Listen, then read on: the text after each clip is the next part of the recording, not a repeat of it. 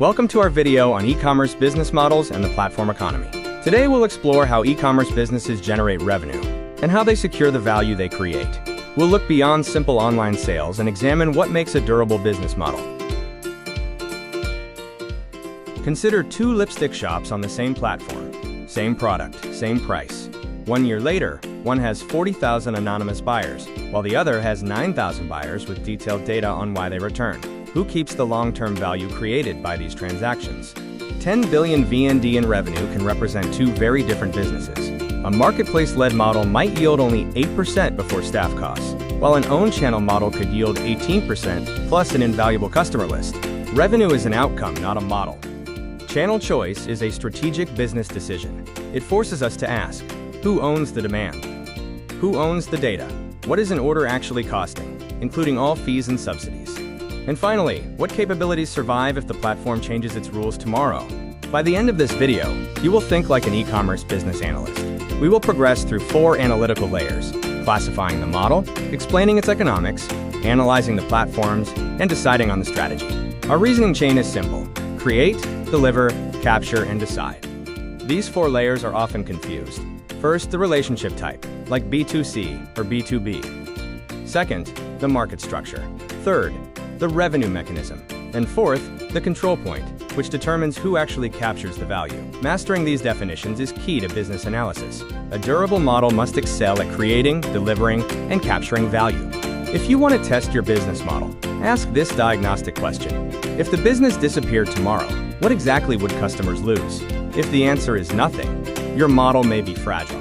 Digital commerce creates value by removing bottlenecks. These include search, aggregation, trust, transactional friction, time, and personalization.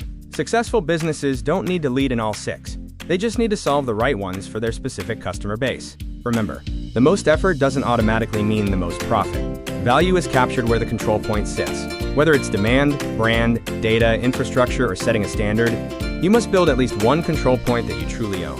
B2C, B2B, C2C, and D2C models have vastly different economic requirements.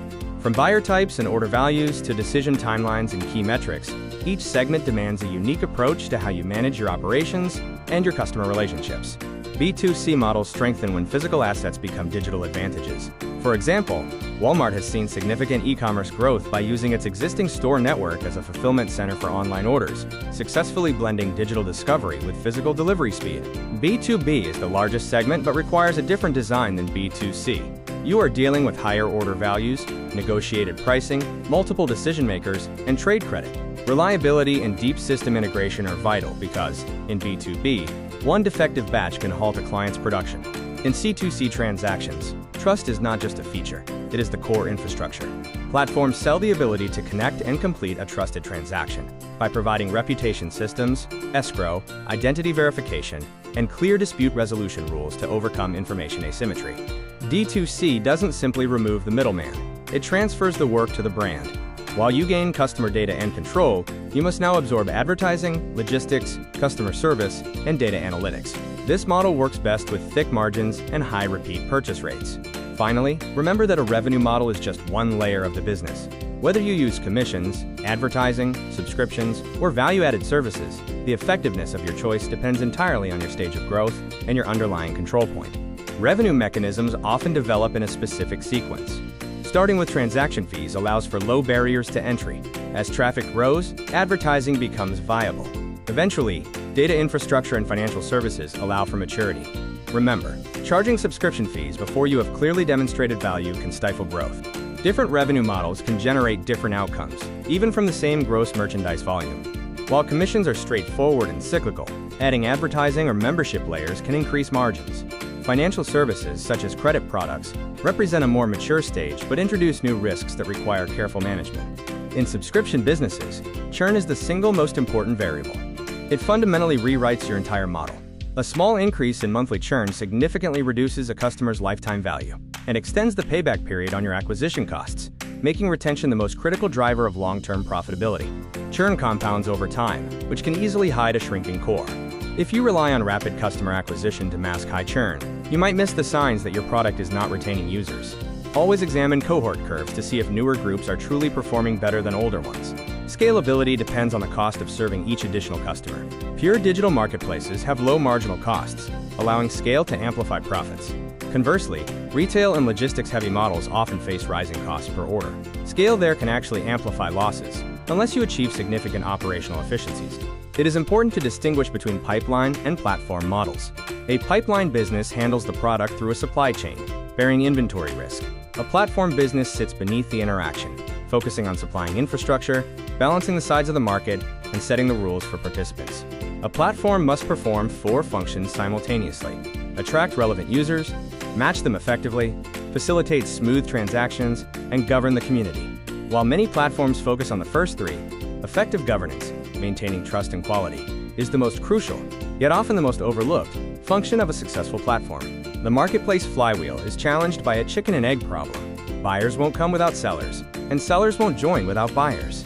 To break this loop, you must strategically subsidize the bottleneck behavior, not just registrations, to build enough initial liquidity to generate self-sustaining network effects.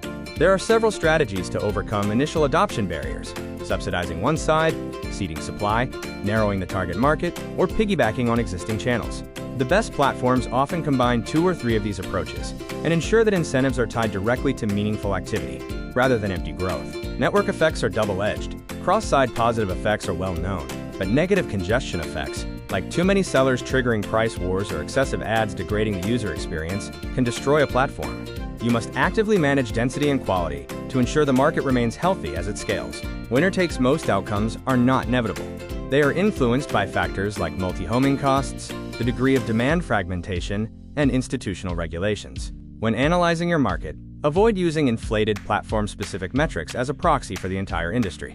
Always question the denominator in your market share data. Governance is about market design, not just back-office administration. It covers everything from entry standards and fees to ranking algorithms and dispute resolution.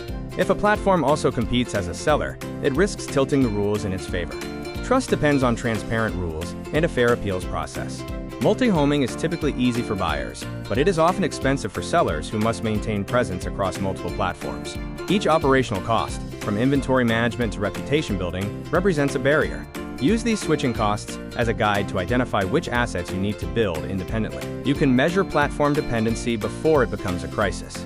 Look at revenue concentration, traffic sources, data ownership, and your exposure to policy changes. If a single platform controls too much of your operation, use it to scale, but simultaneously invest in building your own brand, CRM, and supply chain capabilities. Vietnamese commerce is rapidly evolving into a blend of search-based and discovery-based models. As social platforms increasingly incorporate shopping and marketplaces add video, these boundaries continue to blur. Success today requires a strategic mix of both fulfilling active needs and generating demand through compelling content. A hybrid channel strategy is powerful, but only if each channel has a distinct role. A marketplace might acquire customers, social commerce can create demand through discovery, and D2C builds long-term loyalty. Be careful. This requires significant management capacity and systems, so avoid making it a default choice if resources are thin. When deciding on your channel mix, use a weighted matrix to clarify the trade-offs. Don't simply pick the option with the highest score. The real value lies in explaining your specific weights and the role each channel plays in your broader strategy. Your reasoning is what demonstrates true understanding. To test the durability of your model, perform an audit on 4 key areas: customer loss, demand control, your unique control points, and your secondary economics. Ask yourself, what becomes harder if you disappear? Do customers arrive by your brand or an algorithm? How do you collect money? And is repeat business cheaper? Continue your durability audit by evaluating your marginal costs at scale, potential risk concentration if one channel dominates revenue, your proprietary assets, and how you would respond if a giant competitor copied your offer. If your score is under 3, your business is fragile. Aim for 4 or higher by improving. AI is shifting from a tool that assists transactions behind the scenes to one that actively drives them. We are moving from humans searching to humans asking AI to AI agents acting on behalf of a human. This forces us to focus on data quality and machine-actionable transactions. As agentic commerce grows, the next customer may not be human. This creates a new strategic question for your brand. How do you design your product and your data so an AI agent chooses you? It's no longer just about human preference. It's about being understood by an algorithm.